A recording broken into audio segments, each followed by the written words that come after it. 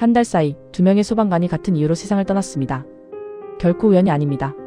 지난 22일 전국공무원노동조합 소방본부는 이태원 참사 구조활동에 참여했던 소방관들이 트라우마로 인한 고통 끝에 잇따라 숨진 사건과 관련해 국가 차원의 대책을 촉구했습니다. 지난 20일 인천소방본부 소속 A소방관이 실종 열흘 만에 숨진 채 발견됐습니다. 단 한 달 전에는 같은 현장에서 활동했던 경남 고성소방서 소속 B소방관이 극단적 선택을 했습니다.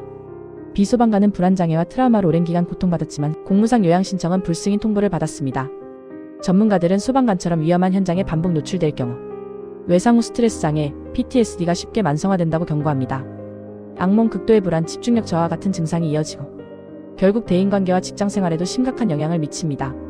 서울대 간호대 연구에 따르면 소방공무원 중 심각한 PTSD 증상을 보이는 비율은 9.23%로 일반인의 평생 유병률보다 훨씬 높았습니다. 또 다른 조사에 따르면 소방관들은 연평균 7.8회, 즉 2달에 한 번꼴로 충격적 현장을 경험하는 것으로 나타났습니다.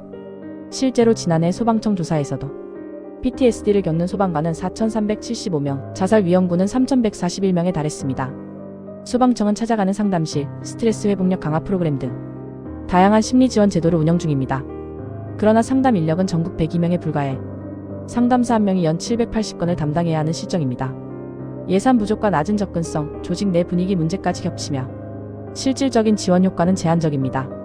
전문가들은 소방관의 정신건강 문제를 개인의 고통으로만 볼 것이 아니라 국가와 조직이 책임지고 관리해야 한다고 강조합니다. 정기적인 심리검진과 의무 상담 제도, 그리고 현장에서 편안하게 도움을 받을 수 있는 문화 개선이 병행돼야 한다는 겁니다. 또한 조기 치료의 중요성도 큽니다. 트라우마 이후 한 달 이내 치료를 받으면 회복 속도가 훨씬 빨라집니다. 규칙적인 수면, 운동, 호흡 훈련 같은 생활 습관 관리도 큰 도움이 됩니다. 소방관의 희생을 개인의 문제가 아닌 사회 전체의 과제로 바라봐야 합니다. 이제는 국가와 조직, 그리고 우리 모두의 관심이 절실히 필요한 때입니다.